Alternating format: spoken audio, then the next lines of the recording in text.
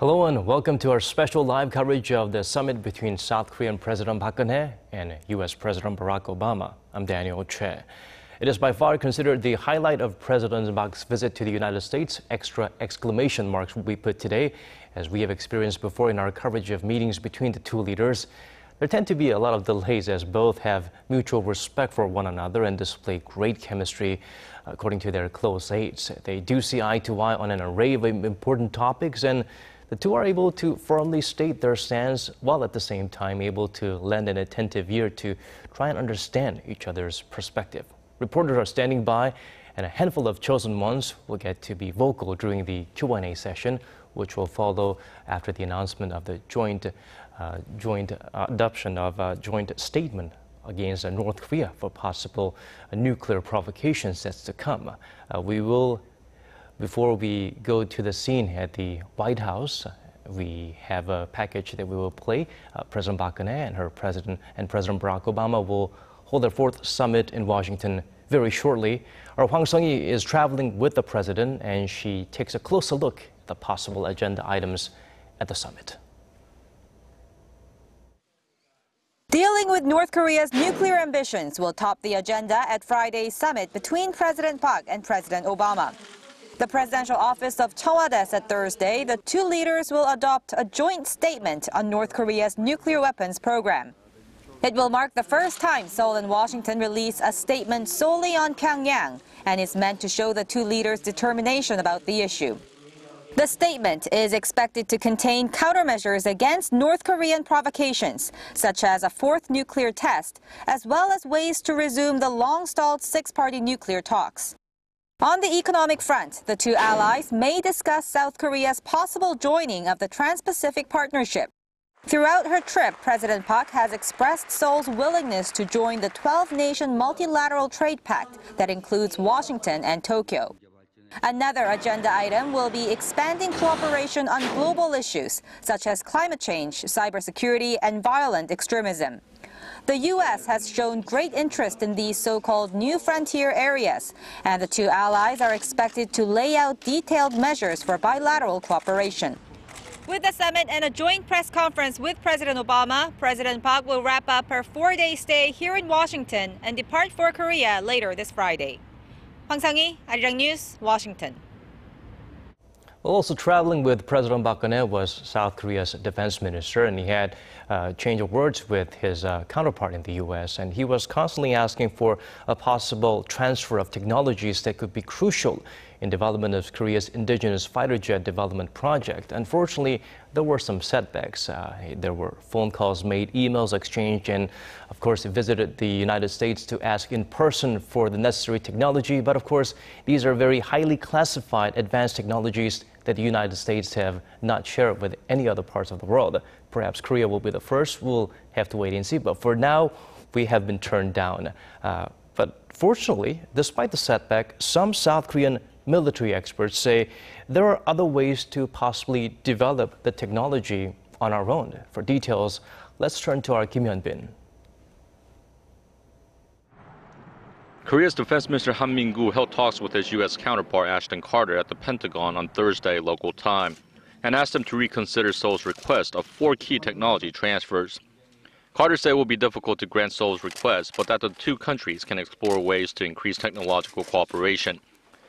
The two defense chiefs agreed to establish a consultative forum to discuss ways to increase cooperation in defense technology, including the KFX project.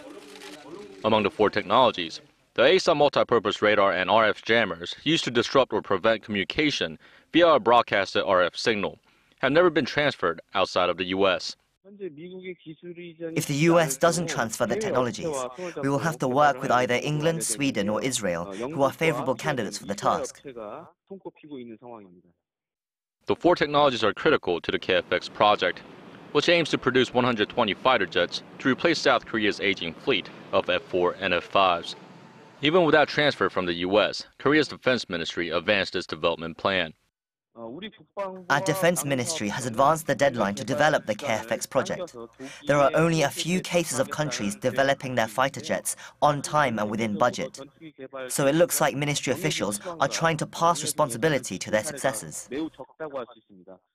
The South Korean military says Korea is capable of developing the ASAT radar by the year 2021 and the other three technologies by mid-2020. Kim Hyun-bin, Arirang News. Well, as expected, there's a big delay as to when the summit might take place, or rather the announcement of what happened during the summit will take place. There are members of the press standing by, and as you can see on the scene, everyone is eagerly awaiting the appearance of the two leaders. Well, both of the leaders, South Korean and the U.S., Barack Obama and President Park Geun-hye, they're both extremely substantive according to their close aides, and both extremely insightful. That's why the personal chemistry works. And there's always a good trickle-down effect because of the two leaders' relationships and their ability to cover large grounds and see eye to eye on a number of topics. Every part of the relationship is, of course, positively influenced by the two leaders' good chemistry.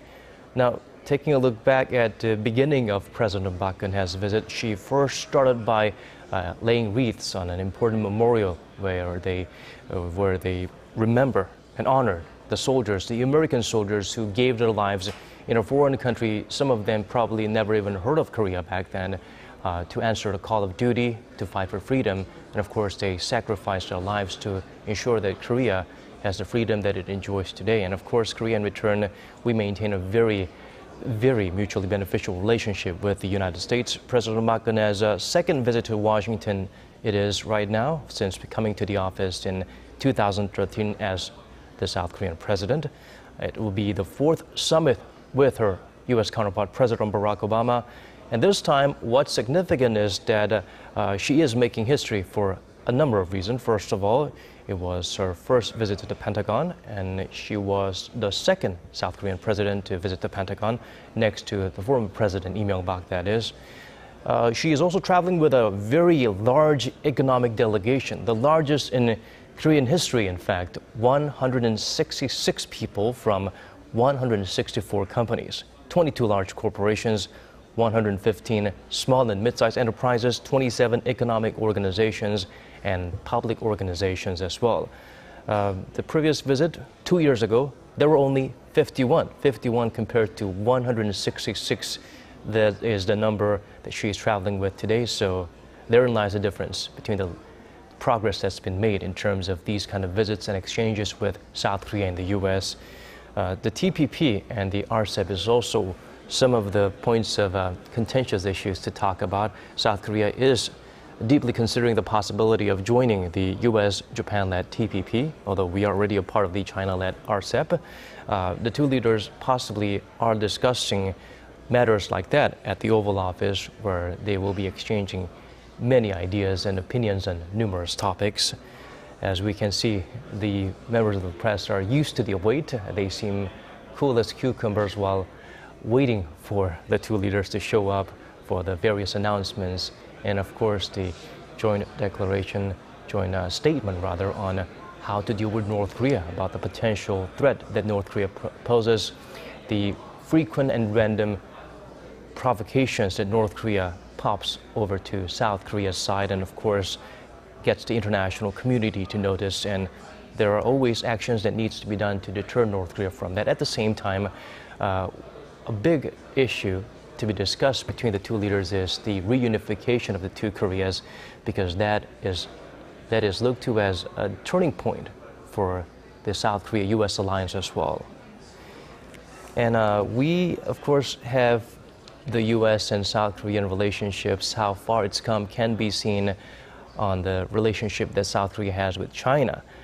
When South Korean President Park Geun-hye paid a visit to China's military parade, many of the international media saw it as South Korea warming up more towards China, which could spark concerns of the U.S. But the U.S., having enjoyed such a long and harmonious and prosperous relationship with South Korea for so long, they did not see it as that. They did not see it as in any negative light. Symbolizing the commitment to honoring the two countries' close tie is the fact that President Park Geun-hye paid a visit to the U.S. right after that event, regardless of the criticisms and concerns from international media. And as we can see, there are some flashes going on the scene at the East Room in the White House, but unfortunately, no signs of the two leaders showing up yet. Hopefully, they will be making an appearance soon. It is because the two sides have so much to talk about. And this happened the last time the two leaders met. That was back here in South Korea. And it took quite a while until they wrapped up their discussions and showed up before the members of the press and, of course, the viewers around the world who were awaiting anxiously for them to make the announcements. Well, President Park Geun-hye did hint at the possibility of a summit with Japanese Prime Minister Shinzo Abe as well on the sidelines of trilateral talks between Korea, Japan, and China coming up. It was set for later this month or possibly early next month. The key agenda, unfortunately for Japan, although Japan has been looking forward to the possibility of a one-on-one with President Park Geun-hye and Prime Minister Shinzo Abe, it is not going to be a very comfortable seat for Prime Minister Shinzo Abe or Japanese delegations or officials, because the main focus of the talks will be on the wartime sex crimes by Japan. Japan still has not compensated or apologized officially or formally to the surviving victims of Japan's horrendous wartime sex crimes against South Korean women. Time is running out for them, so hopefully they will be able to settle the matter and move on to more future-oriented relationships. That's what we look forward to. Well, on the possibility of a one-on-one between Japan's Prime Minister Shinzo Abe and South Korea's President Park Geun-hye on the sidelines of the trilateral talks coming up, we turn to our Song Ji-sun for this report. Speaking at a Q&A session following her speech at the Center for Strategic and International Studies Forum, President Park Geun-hye said she hopes the upcoming trilateral summit with Japan and China will serve as an opportunity to mend Seoul-Tokyo relations. On the sidelines of that summit, slated for sometime in late October or early November, President Park says she is willing to sit down with Abe, saying it would be meaningful if progress is made on the issue of Japan's sexual enslavement of Korean women before and during World War II. 한일중 정상회의를 계기로 한일 양국 관계를 가로막고 있는 장애물을 제거하고 미래의 지향적 발전 방향을 깊이 논의할 수 있기를 바라고 있습니다. The two leaders have yet to hold a summit, as bilateral relations remain at a historic low due to Japan's denial of its wartime atrocities. In response to President Park's latest remarks, Japan's Chief Cabinet Secretary Yoshihide Suga said that the two sides should discuss the matter on multiple levels, hinting a slight change in Tokyo's stance towards the issue. Kyodo News also reported Japanese Prime Minister Shinzo Abe was quoted as saying Tokyo will hold bilateral summits with Seoul and Beijing on the sidelines of the trilateral talks, which will take place for the first time in 3.5 years. Song Ji-sun, Arirang News. Well, we're still waiting for the two leaders to make their grand entrance at the East Room, where the members of the press and various officials are standing by. Unfortunately, they are still very much involved in talks. Fortunately, that is, because they have so much grounds to cover between the two of them. U.S. Ambassador to South Korea, Mark Lippert, had a lot of positive comments to say about the characteristics and chemistry between the two leaders. Well, looking back at the scene, there is not much difference from what we've seen before, still waiting for the two leaders to show up. Well, to give you a sum up of President Park Geun-hye's visit this time, this is a very historic one because she has the largest economic delegation in Korean history up to date to have visited the United States with the Korean president. And the focus will be, of course, on a number of issues: economic, security, and then there's global issues. And of course, more than anything, we'll be reiterating rock-solid commitment to Korea-U.S. alliance. We had John Kerry and Vice President Joe Biden as well, spending some time welcoming the South Korean president. In fact, she was given a very grand and historic welcome. I believe this is a very rare time when we got to see a full honor parade upon the arrival of a foreign dignitary. This is what happened when President Park Geun-hye arrived at the Pentagon. This symbolizes commitment to honoring the two countries' close ties. Well, we are expected to see President Park Geun-hye of South Korea and President Barack Obama of the U.S. to show up at the podium and share with us the joint statement on North Korea, which is one of the key topics discussed between the two leaders. Well, to give you a rundown of what we can expect from the two leaders, let's turn to our Hwang Sung-hee, who is traveling with the president, who takes a closer look at the possible agenda items at the summit. Dealing with North Korea's nuclear ambitions will top the agenda at Friday's summit between President Park and President Obama. The presidential office of Cheong-wa said Thursday the two leaders will adopt a joint statement on North Korea's nuclear weapons program. It will mark the first time Seoul and Washington release a statement solely on Pyongyang and is meant to show the two leaders' determination about the issue. The statement is expected to contain countermeasures against North Korean provocations, such as a fourth nuclear test, as well as ways to resume the long-stalled six-party nuclear talks. On the economic front, the two allies may discuss South Korea's possible joining of the Trans-Pacific Partnership. Throughout her trip, President Park has expressed Seoul's willingness to join the 12-nation multilateral trade pact that includes Washington and Tokyo. Another agenda item will be expanding cooperation on global issues such as climate change, cybersecurity, and violent extremism. The U.S. has shown great interest in these so-called new frontier areas, and the two allies are expected to lay out detailed measures for bilateral cooperation.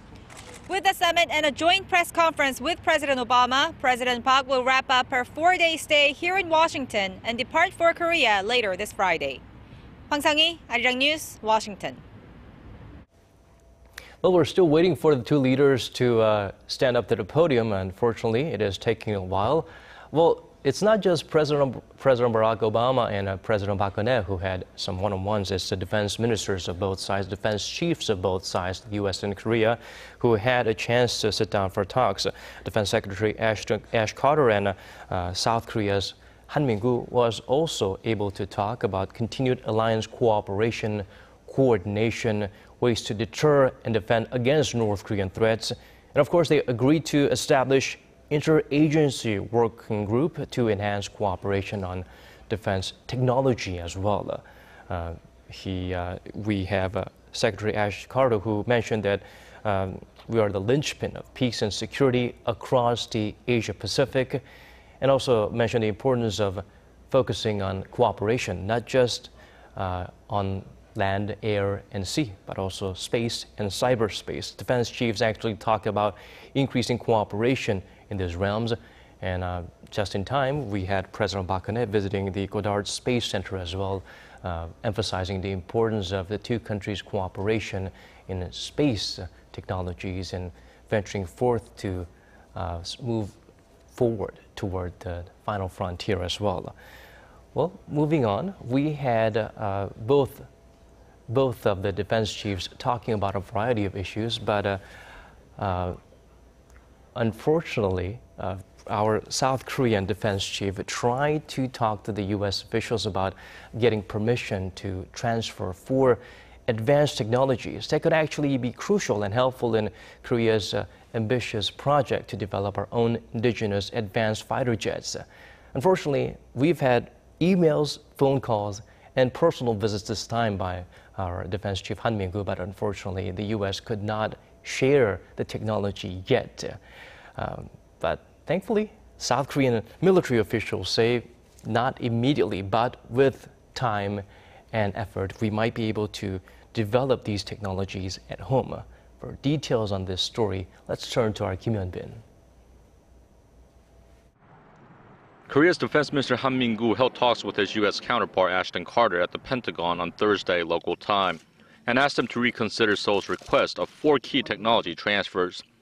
Carter said it will be difficult to grant Seoul's request, but that the two countries can explore ways to increase technological cooperation.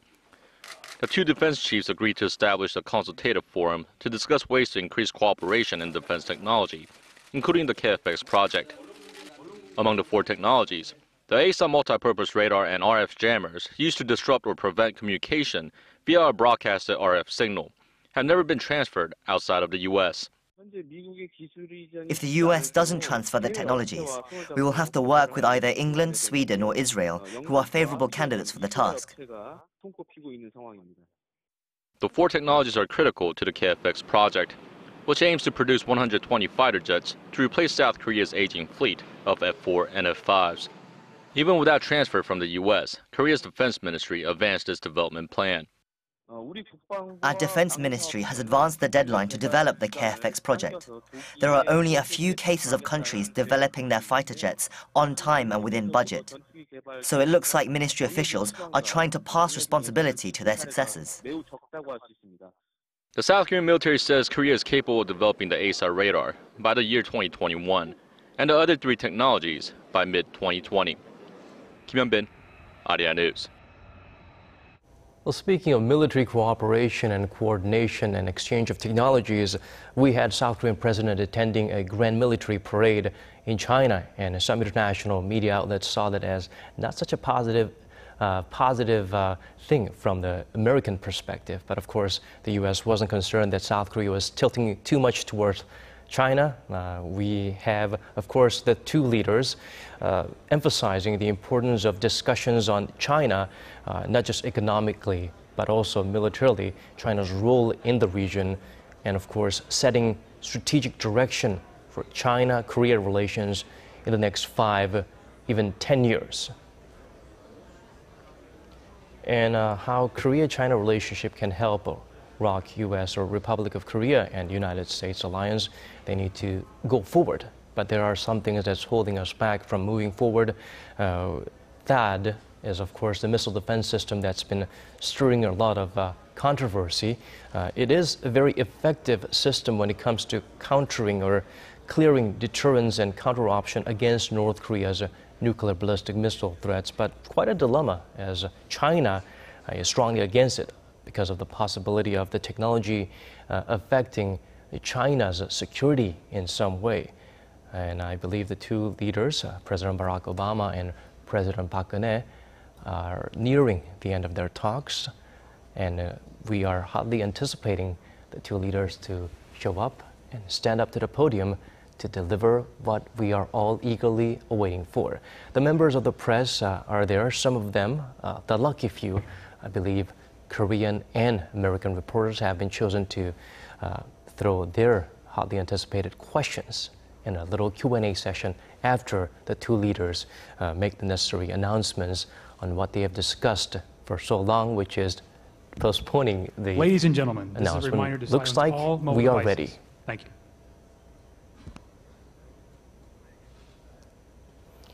And as the announcer has spoken, we will expect the two leaders to make their grand appearance and step up to the podium anytime soon.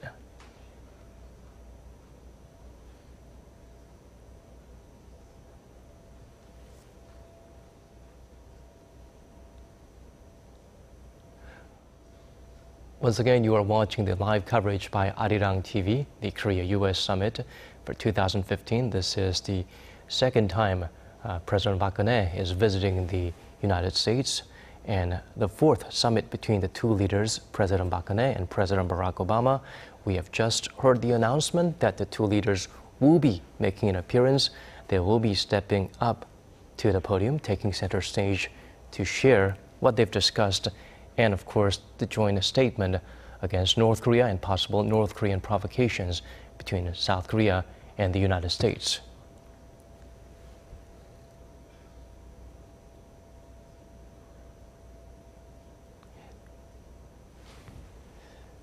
It is taking a while, as I've mentioned.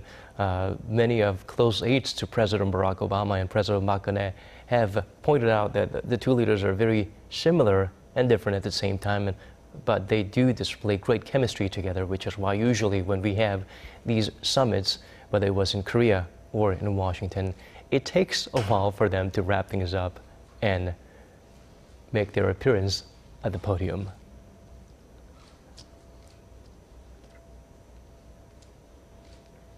Looks like we are getting ready to go.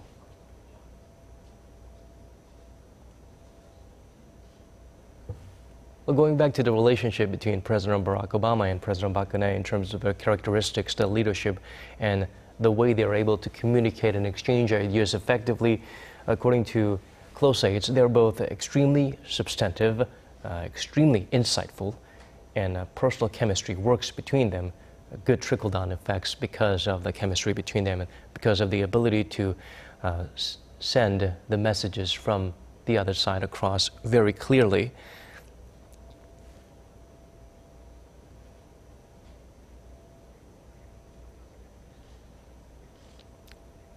Once again, you are watching the live coverage of South Korea-U.S. summit for the year 2015. We have President Park Geun-hye visiting the United States at the White House right now. This is the East Room where members of the press are awaiting the appearance of the leaders of South Korea and the United States for their joint statement on North Korea and various topics. We heard the announcement that the two leaders will be making an appearance shortly, but quite obviously they have much more to discuss and wrap up before leaving the Oval Office to wrap up the discussions during the summit talks.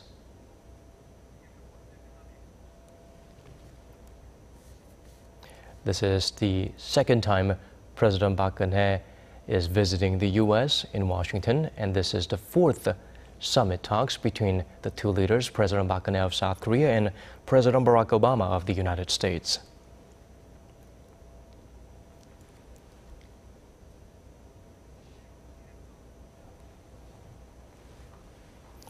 Some of the key topics discussed is, of course, mainly North Korea tops the list, of course, and we have some top officials from South Korea walking in right now. I believe that is Foreign Minister of South Korea finding his seat.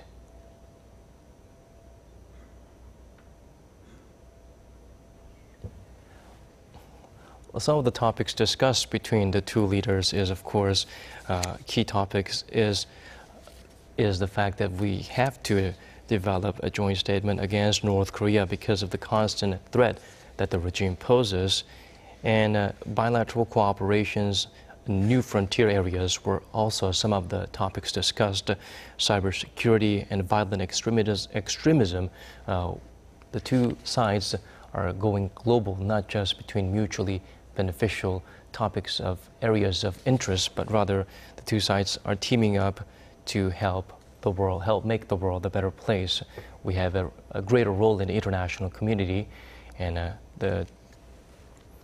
the relationship between South Korea and the U.S., it's more than just alignment of security and material interests. It goes beyond that, and both sides' combined efforts, it spans a greater territory today. And of course, we have the UN Secretary General, who is Korean, UN Secretary General Ban Ki-moon, clearly stating Korea's place in the international global community and the fact that we cannot just be an audience, we are a more proactive and proactive member of the world. Which is why the two leaders are spending so much extra time discussing a greater spectrum of topics. Although there was an announcement made several minutes ago that the two leaders should be making their appearance on stage, we are still waiting.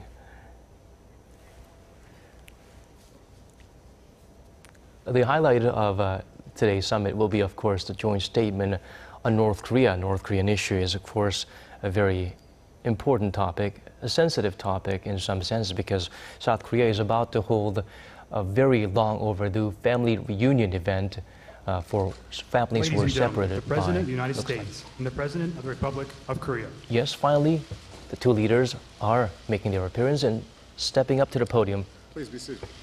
Let's have a listen. 안녕하세요. Good afternoon. Last year in Seoul, President Park welcomed me to the Blue House. Today it's my pleasure to welcome her back to the White House. Madam President, during your last visit here, you addressed a joint session of Congress, which is an honor that's reserved for America's closest friends. You noted that the founding document of both of our countries enshrine our commitment to our people with the same words, to their pursuit of happiness. For more than 6 decades, Americans and Koreans have stood shoulder to shoulder in that pursuit. And Madam President, once again, your time here includes a visit to our Korean War Veterans Memorial. We are very grateful for that. It's a reminder that our people have fought and bled and died for one another's freedom. And I know your gestures mean a great deal to the American people and especially to our proud Korean War veterans. Now, in recent years, President Park and I have worked together to strengthen our alliance for the future, and today I want to reaffirm that the commitment of the United States to the defense and security of the Republic of Korea will never waver. Our alliance remains a linchpin of peace and security, not just on the Korean Peninsula, but across the region. And so South Korea plays a central role in America's rebalance to the Asia-Pacific, and we continued that work today. As we agreed in Seoul last year, our militaries are investing in shared capabilities, including the technologies and missile defenses that allow our forces to operate together effectively. We want to ensure that our Korean allies have the capabilities that are needed to take on greater responsibility for the defense of the peninsula and the eventual transfer of operational control of the alliance. And we're determined to maintain our readiness against any threat. Madam President, I want to commend you and the people of South Korea for the resolve that you displayed this summer following North Korea's reckless actions in the DMZ that wounded 2 of your soldiers. North Korea was reminded that any provocation or aggression will be met by a strong, united response by South Korea and the United States. Likewise, Pyongyang's nuclear and missile programs have achieved nothing except to deepen North Korea's isolation. Today, President Park and I are reaffirming that our nations will never accept North Korea as a nuclear weapons state. We will continue to insist that Pyongyang must abide by its obligations on the complete and verifiable denuclearization of the peninsula in a peaceful manner. And given the horrific treatment of the North Korean people by their government, our 2 nations will continue to expose abuses and call for accountability for human rights violations. At the same time, we do support President Park's efforts to improve relations between South and North Korea.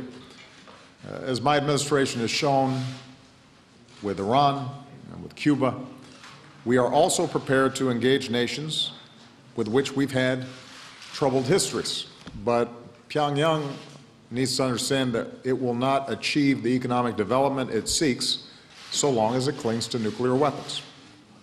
In contrast, President Park has articulated a better vision, a unified Korea, free from the fear of war and nuclear weapons, and that's a vision that we very much support.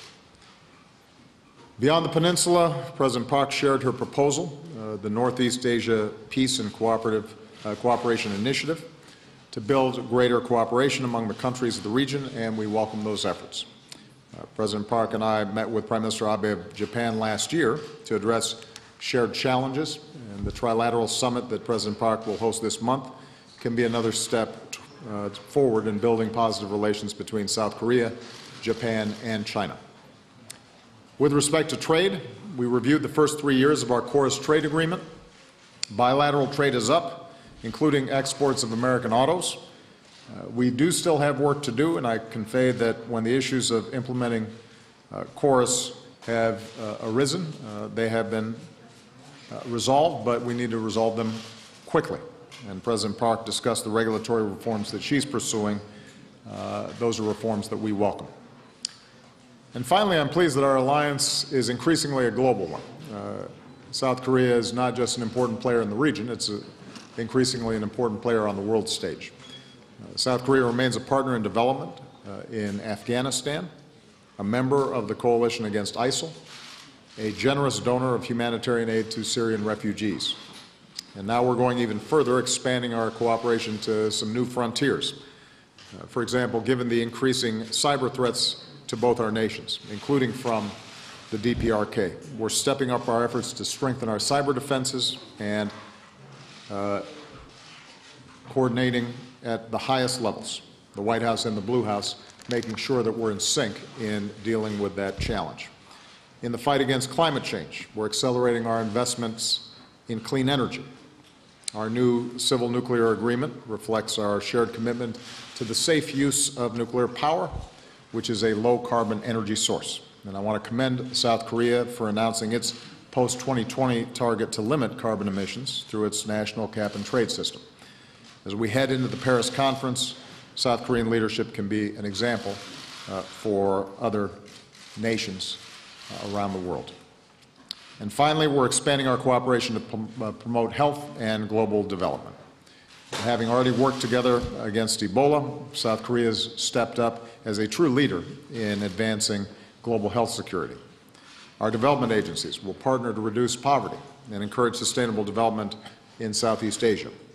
And both our countries are standing together to promote education and health for girls around the world. Our Let Girls Learn campaign and South Korea's Better Life for Girls initiative. So, Madam President, thank you once again for your partnership, your leadership, and your friendship. I believe that we've shown again today that our unbreakable alliance is not just a foundation for security in the Korean Peninsula and in the Asia-Pacific region. More and more, our alliance is helping people around the world in their own pursuit of happiness, the security and prosperity and dignity that they seek for their families and for their nations. Madam President.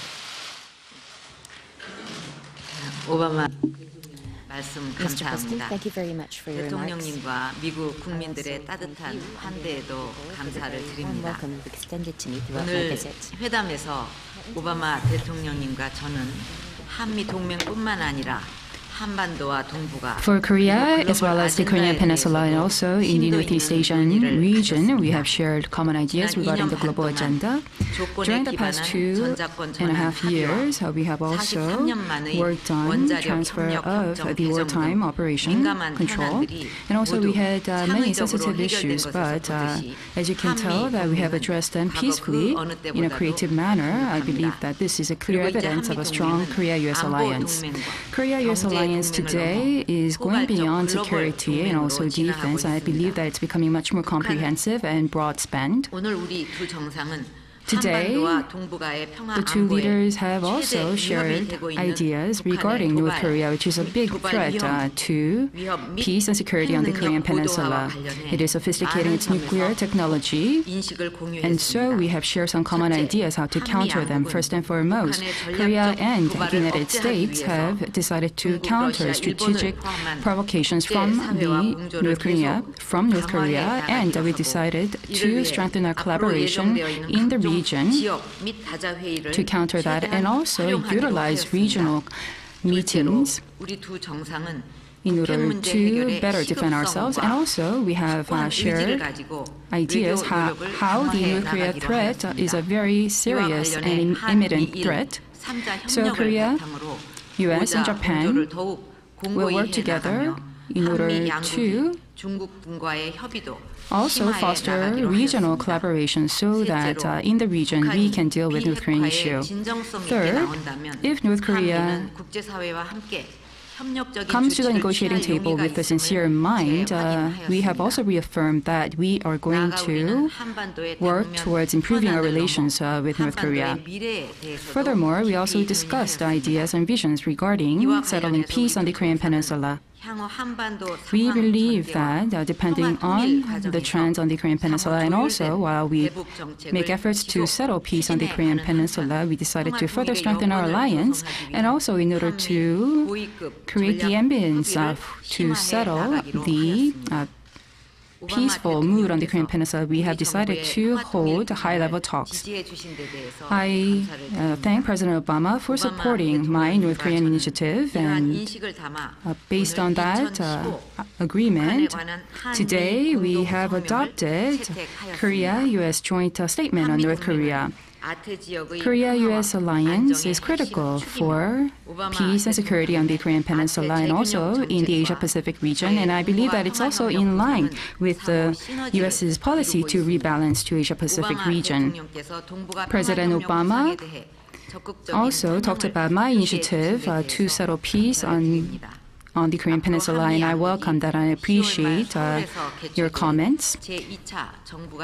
Late October, we plan to have a trilateral meeting with the topic of settling peace on the Korean Peninsula and also in the Northeast Asian region. President Obama has welcomed the trilateral meeting between Korea, Japan, and China, and in 2 weeks' time, he has expressed his hopes for the success of the trilateral summit meeting. The two leaders believe that this type of meeting will help to enhance cooperation in the region.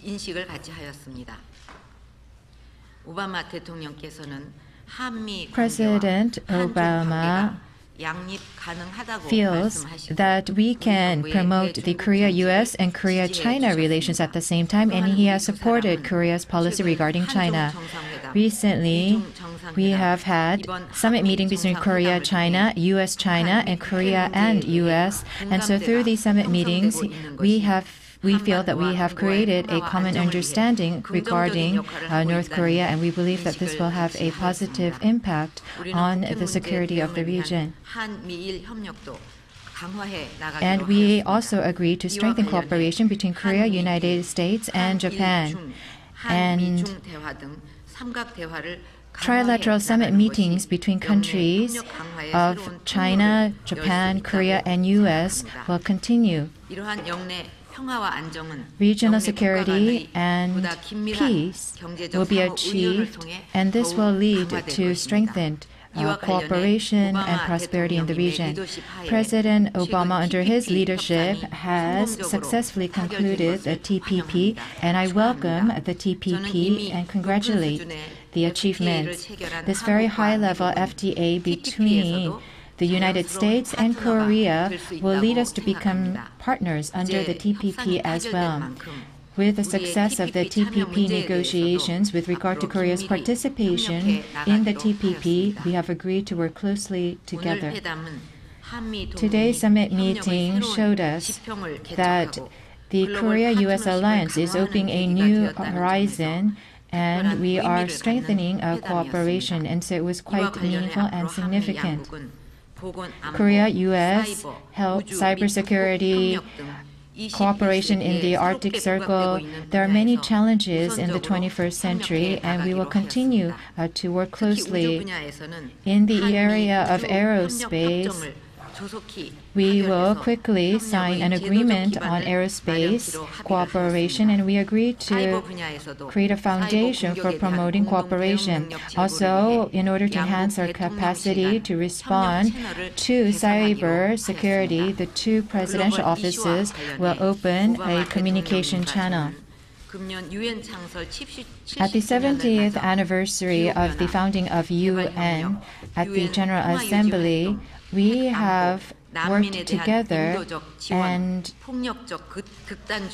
we both agreed that we must quickly address the urgent and pressing global issues and work closely to resolve these issues. The summit meeting has presented a clear vision for the Korea-U.S. alliance.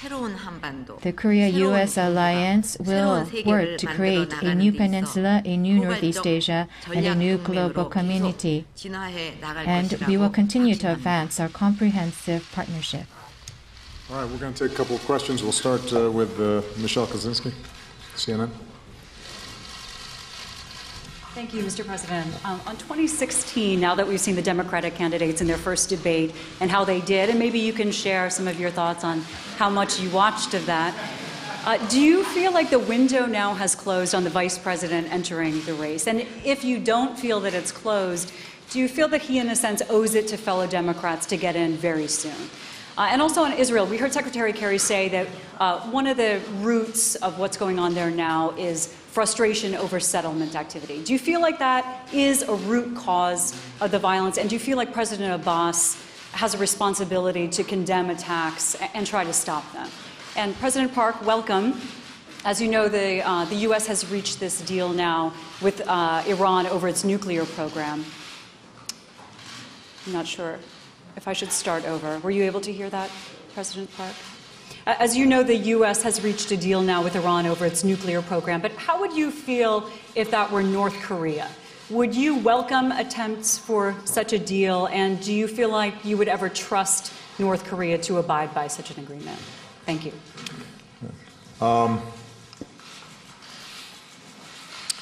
The Democratic debate was taking place at the same time as some ball games, so there was a little bit of clicking back and forth. I'm not going to comment on what Joe's doing or not doing. I think you can direct those questions to my very able Vice President. The one observation I'll make about the Democratic debate was that those are all some very fine people. They share a belief in an economy that is working for everybody and not just the few. They share a belief that America has to project strength around the world by maintaining the finest military, but also by making sure that we've got a strong economy back home, that we're employing diplomacy and working with other nations wherever possible to solve big problems like climate change. So what was interesting to me was the degree to which, although there's some very real differences among the candidates, and I'm sure those will emerge, and there may be, for each candidate, some differences with my administration, overall, we very much share a vision of an economy that works for everybody and effective pursuit of America's national security through all the tools that are available to us. And I was very impressed with all of them, and I know them personally, and they're good people. Beyond that, I think it's up to the American people to decide. And so I will have a vote like everybody else as a citizen, and you know, that ballot's private, and I don't have to share my views about that right now because I think it's important for the American people to make up their own decision. I think that the Vice President, like every other candidate, makes their own decisions about these issues, and they'll have to figure out whether it makes sense for them. With respect to Israel, obviously we're very concerned about the outbreak of violence that initially is centered on Jerusalem, but we always are concerned about the spread of violence elsewhere.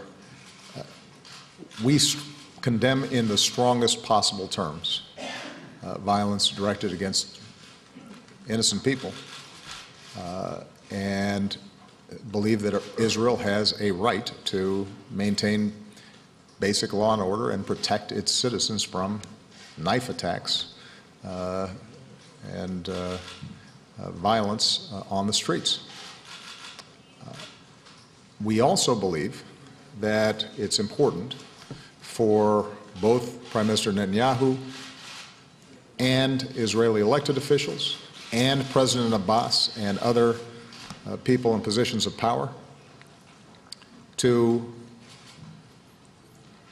try to tamp down rhetoric that may feed violence or anger or misunderstanding, and try to get all people in Israel and in the West Bank to recognize that this kind of random violence isn't going to result in anything other than more hardship and more insecurity.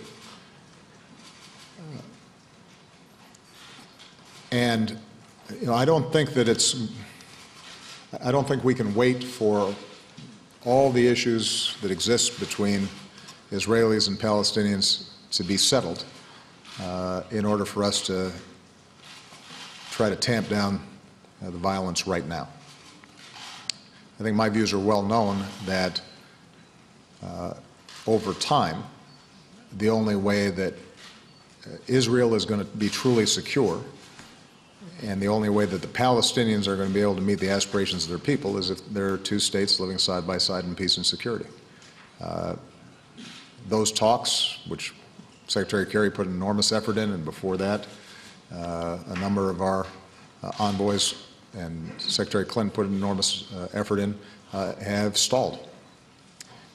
And I think it's going to be up to the parties and we stand ready to assist to see if they can restart a more constructive relationship. But in the meantime, right now, everybody needs to focus on making sure that innocent people aren't being killed. And even though you didn't ask me the question, I'm just going to horn in on the question that you asked President Park, because we actually discussed Iran and what it could teach us about the situation in North Korea. These are both countries that have a long history of antagonism towards the United States. But we were prepared to have a serious conversation with the Iranians once they showed that they were serious about the possibility of giving up the pursuit of nuclear weapons. And I suspect President Park agrees with me here that at the point where Pyongyang says we're interested in seeing relief from sanctions and improved relations, and we are prepared to have a serious conversation about denuclearization, I think it's fair to say we'll be right there at the table. Now, whether even if they made that gesture, they would then be willing to subject themselves to the kind of rigorous verification regimes that we've set up with Iran, particularly given their past violations of agreements. That's a separate question. But we haven't even gotten to that point yet because there's been no indication on the part of the North Koreans, as there was with the Iranians, that they could foresee a future in which they did not possess or were not pursuing nuclear weapons.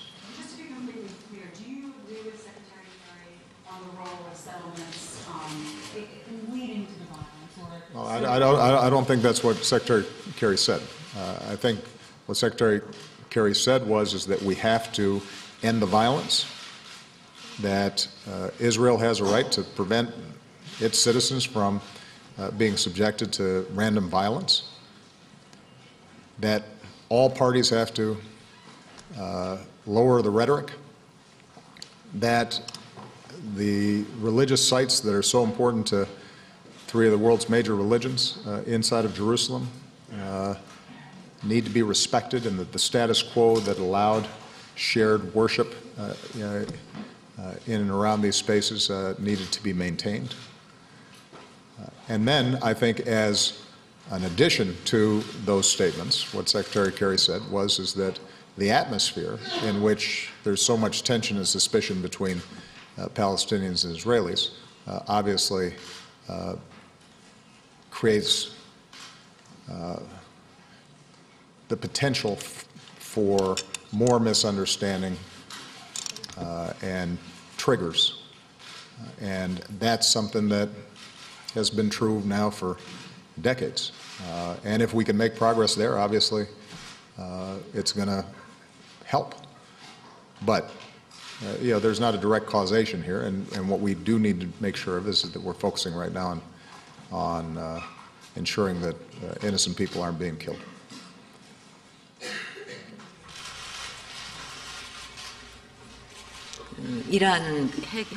So you talked about U.S.-Iran nuclear deal and whether or not that would be also applicable for North Korea.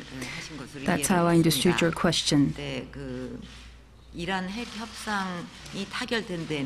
So the U.S.-Iran nuclear deal was made, I believe, thanks to the leadership extended by the United States and also thanks to the efforts made by the neighboring countries. So again, I think that the international cooperation helped a lot in order to make that a reality. But if you look at North Korea and its nuclear programs, we do have a lot of international collaboration going on. We have China and Russia saying that North Korea is not acceptable. But if you compare Iran and North Korea, there is one distinctive difference. As President Obama mentioned, which I concur with him, what's important is North Korea's sincere willingness to give up its nuclear weapons. I'm not sure if this is a good comparison, but We can drag a horse to a lake, however, we cannot force it to drink. So in other words, North Korea, if it gives up its nuclear weapons, the economic sanctions will be lifted, and it will be able to join the international community as an responsible member. So if that is not what North Korea pursues, then even if we have the international collaboration, I don't think that we will have a North Korea that's similar to Iran today.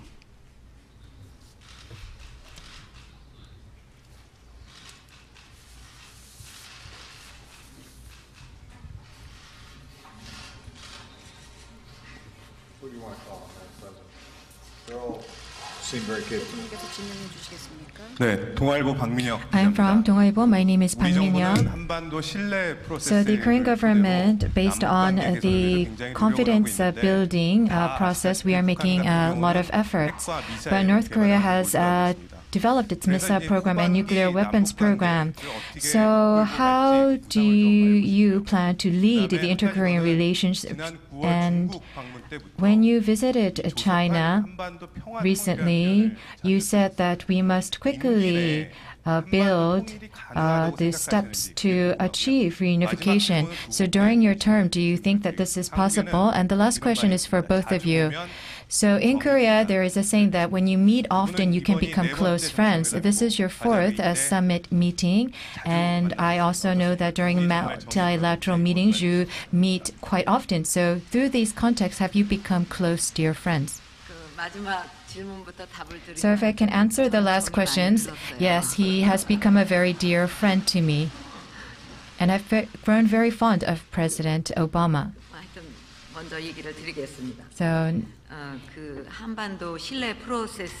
So the Korean Peninsula confidence building process, I think, embodies principles.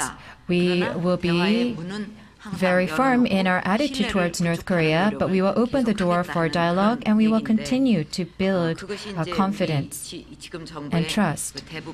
And I believe that that is the basic principle for our policy toward North Korea. In August, there was the provocation by North Korea in the DMZ, and I believe that we have applied this principle and we were able to strongly respond to the situation and resolve the situation. So what does this mean? If you compensate and reward North Korea's provocations, and if you have that cycle, then there can be troubles. So what we're trying to do is we're trying to severe this cycle, and we have made a clear statement that provocations will not be tolerated.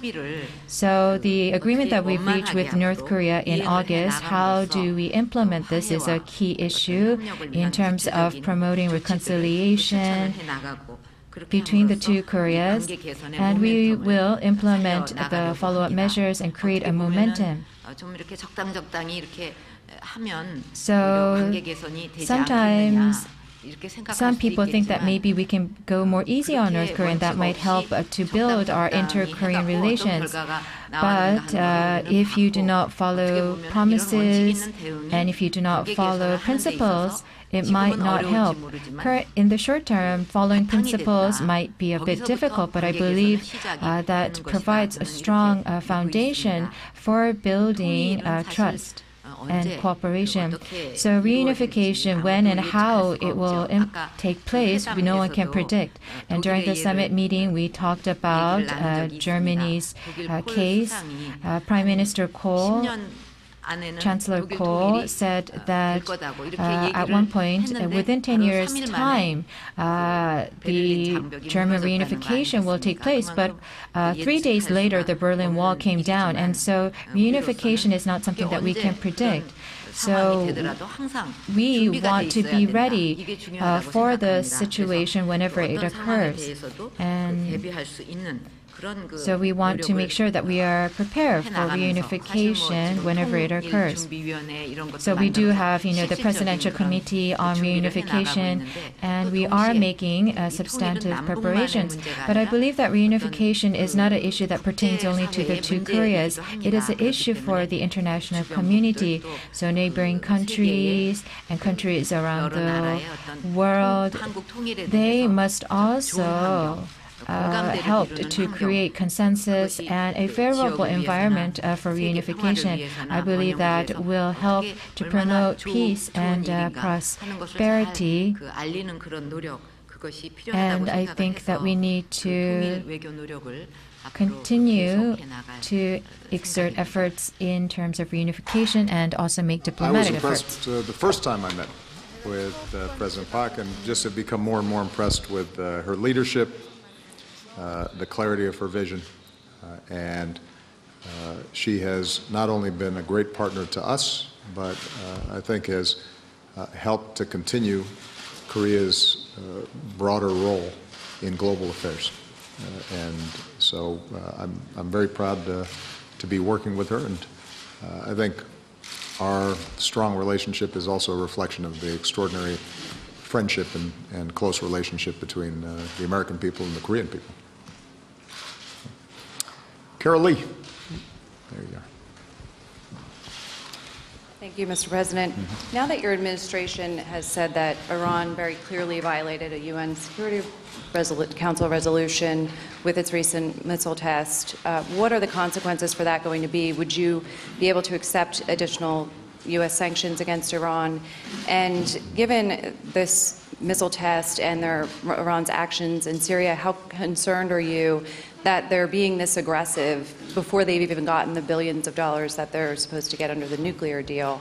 And if I could quickly ask you if you could comment on the deal that the U.S. and Russian militaries have reached. Does this mean that Russia and the U.S. are going to be at cross purposes in Syria going forward? And if you could, are you disappointed that Secretary Clinton opposes your trade deal, particularly given that your administration has not released the final draft? And President Park, you recently appeared in Beijing with the leaders of Russia and China. What message were you trying to send to the U.S. with that appearance? All right. I got to write these down, Carol. Iran. What was the second one? Russian military. And Hillary. And got it. Whew. All right. Let's see if I can. Take these in turn. With respect to Iran, Iran has often violated some of the prohibitions surrounding missile testing. And our position with respect to UN resolutions, prohibitions, and potential sanctions are unchanged with respect to their to missile programs. And this is something that I made very clear during the debate around the Iran nuclear deal. The Iran nuclear deal solves a specific problem, which is making sure that they don't possess a nuclear weapon. And it's our best way to do that. It does not fully resolve the wide range of issues where we've got a big difference. And so we are going to have to continue to put pressure on them through the international community, and where we have bilateral channels, through bilateral channels, to indicate to them that there are costs to bad behavior in the region and around the world. But we're not going to do that more effectively if they're also on a separate track pursuing a nuclear weapon. With respect to their actions in Syria, as I've said before, they're just doing more of what they have been doing for the last 5 years, as is Russia. And it's an indication that their basic premise, their basic theory about how to solve Syria has not worked and will not work. I mean, their preference originally was, we will simply send arms and money to Assad, and he will be able to clamp down on dissent. And when that didn't work, they directed Hezbollah to come in and prop them up and sent in some of their own military advisors. And that did not work. And now the Russians have come in, and Iran is going to send more people in. But it's also not going to work because they are trying to support a regime that, in the eyes of the overwhelming majority of the Syrian people, is not legitimate. And our goal is, even as we double down on going after ISIL, is to continue to cultivate relations with a moderate opposition that can serve as a transition to a new government inside of Syria, and that we continue to have a process of getting the Iranians, the Syrians, and the Iranians, the Russians, the Turks, the Gulf countries, and all the other interested parties to sit down and recognize we've got to have a political transition if we want to end the humanitarian crisis and save the structure of a unified Syrian state. With respect to Russia, the only understanding that we've arrived at is how do we deconflict in the event that our planes and their planes might be occupying similar space over Syrian skies. So in that sense, we've arrived at an understanding and some channels for communications. Where we will continue to differ is in the basic set of principles and strategies we're pursuing inside of Syria. President Putin believes that if he continues to do what he's been doing over the last 5 years, and that is prop up the Assad regime, that the problem will be solved. Our belief is that we have to go after ISIL and violent extremist groups, but the magnet that the civil war there is serving in bringing in foreign fighters and recruiting people to this extremist cause will only go away if we're able to get a political track and a legitimate, inclusive government inside of Syria. So there's no meeting of the minds in terms of strategy, but my hope is that as we continue to have these conversations, and as I suspect Russia starts realizing that they're not going to be able to bomb their way to a peaceful situation inside of Syria, that we'll be able to make progress on that front. And with respect to the trade and how Hillary views trade, I'd have you direct questions to her. I mean, here's a general proposition, guys. During the course of what will be a long campaign, I probably won't be commenting on every single utterance or decision that the various candidates make, because I think that it is natural and proper for candidates to run on their own vision and their own platform. What's encouraging is the fact that I think everybody on that stage at the debate affirmed what I've said in the past, which is we agree on 95% of stuff, and on the basic vision of a country that is building out our middle class, is making sure that everybody who works hard gets a shot, that believes immigration strengthens us rather than weakens us, that believes that people should be treated fairly and equally. The vision of the Democratic Party that I've fought for is one that is broadly shared by all the candidates. There are going to be some areas where they differ at any given point. Now, I'm happy to make the case once again for the trade agreement itself. And I hope, Carol, you take the time to read it, because what you'll see is that it meets the promise that I made. The most progressive, highest standard trade agreement that we have ever put forward, that deals with chronic problems like child labor or forced labor and is enforceable, that makes sure we are upping our game in the Asia-Pacific region on the environment and is enforceable, that protects intellectual property, that is the wellspring of innovation here in the United States, that makes sure that our businesses are treated fairly when they invest in other countries, that opens up markets. Keep in mind, we have some of the lowest tariffs in the world already. So we're already seeing goods and services being sold by other countries here, and the countries that are part of TPP have significantly higher tariffs.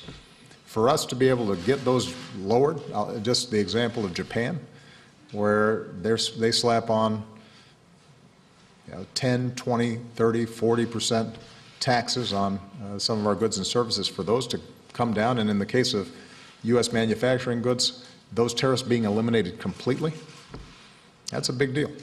So I'm sure that we'll continue this debate as we post the actual terms of the agreement and Congress has a chance to review it. I'm pretty confident I'll be able to persuade a whole lot of people once they see the outlines of the deal that it's the right thing to do. And as President Park indicated, there's a geopolitical reason for us doing it as well. We want those of us who already have high standards to make sure everybody else does too, because that's going to make our businesses more competitive. It's going to put our workers in a better position so that they're not undercut by low wages or forced labor, that their plants don't suddenly shut down because we've got environmental laws that other countries aren't following. It's the right thing to do.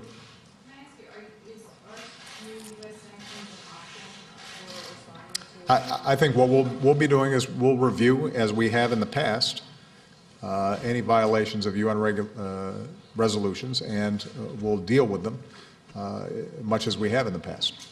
So what I've been very clear about from the outset is that although we are eliminating or suspending, effectively, sanctions related to the nuclear program, subject to snapback if we see violations there, that sanctions that are related to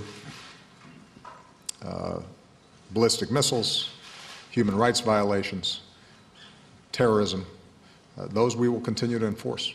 And that's not just unilateral sanctions on our part. Our expectation is that there will be continued international consequences where UN resolutions are violated.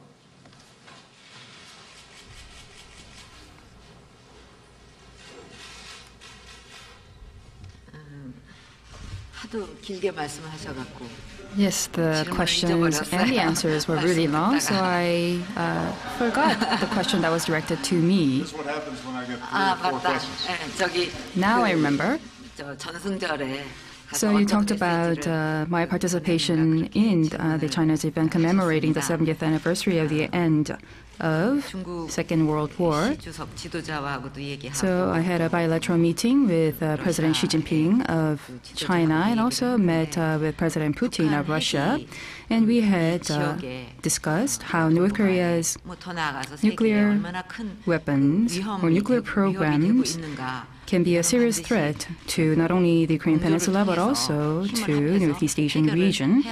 And we also saw eye to eye that we should collaborate together at the international level to address that concern.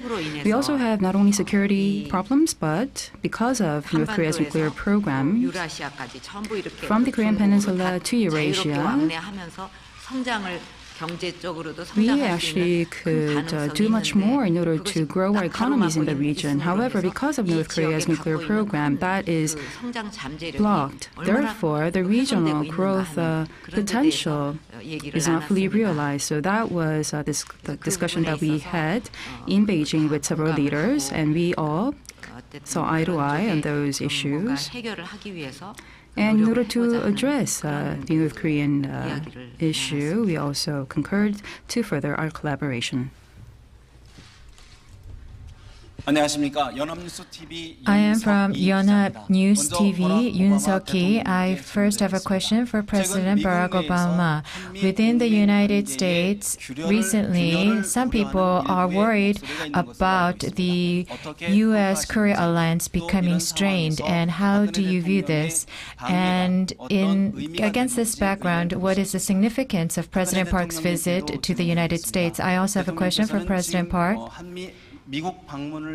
So through your visit to the United States, you are trying to open a new frontier of cooperation between the United States and Korea. And so I would like to hear about your detailed plans. Actually, I don't see any cracks in the relationship at all. I would argue that the U.S.-ROK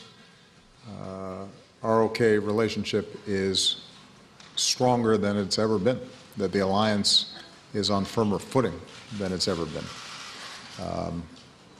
Across the spectrum of issues, military, economic, people-to-people, scientific, development, global issues. We have excellent relations with the government. Our communications is strong. Our vision of a continued robust alliance that can deal with any contingency is not just given lip service to, but we invest in on an ongoing basis. Our vision of what we need to do to see improved relations with the DPRK. We have similar outlooks.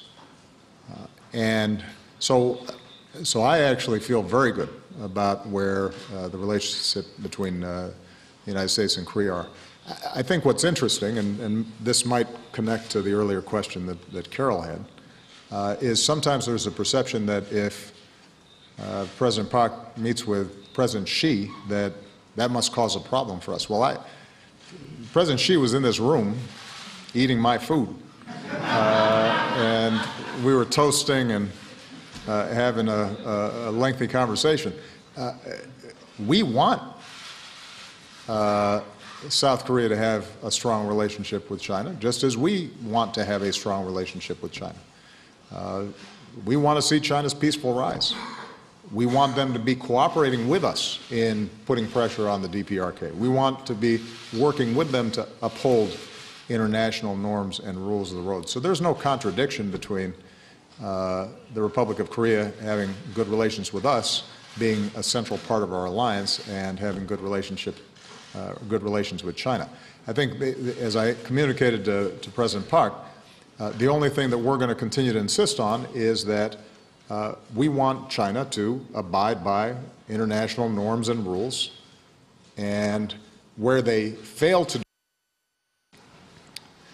we expect the Republic of Korea to speak out on that, just as we do, because we think that both of our countries have benefited from the international norms and rules that have been in place since the end of World War II.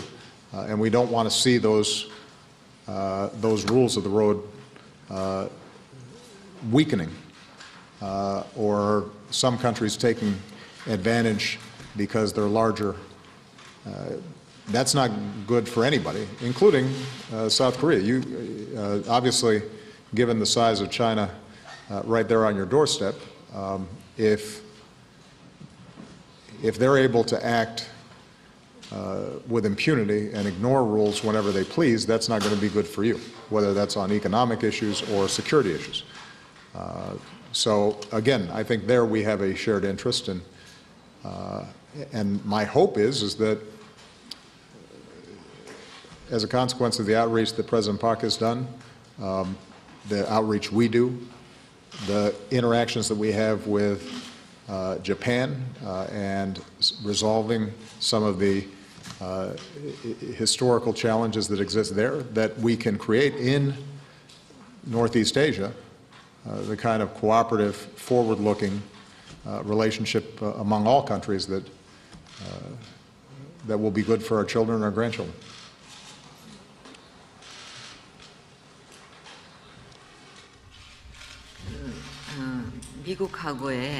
So, with regard to our partnership with the United States, cooperation will take place in new areas such as climate change, contagious diseases, and exploring space.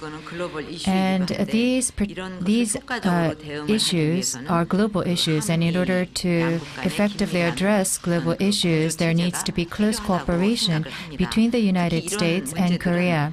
These pressing global issues require state-of-the-art technology, new industries, and these development of technology and such can help to address global issues. And so we agreed to strengthen cooperation, for example, in terms of, say, smart grid projects that pursue clean energy, or in the space area, sign an agreement between Korea and U.S. to promote cooperation in the space sector as well. So through these efforts, Korea, the United States, and through the Korea-U.S. FTA, we have become an economic alliance, and so the economic alliance will look forward and create added values, and I'm sure that through our efforts we'll be able to upgrade the Korea-U.S. alliance.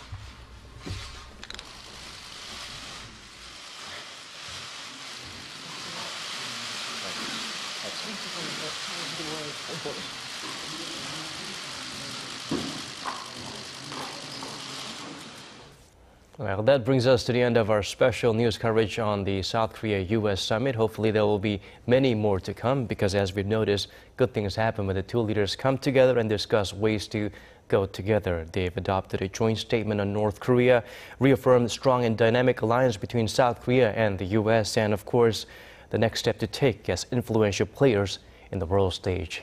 Thank you for watching. This has been Daniel Che. We'll have our regularly scheduled newscast. More updates to come with Mark Broom.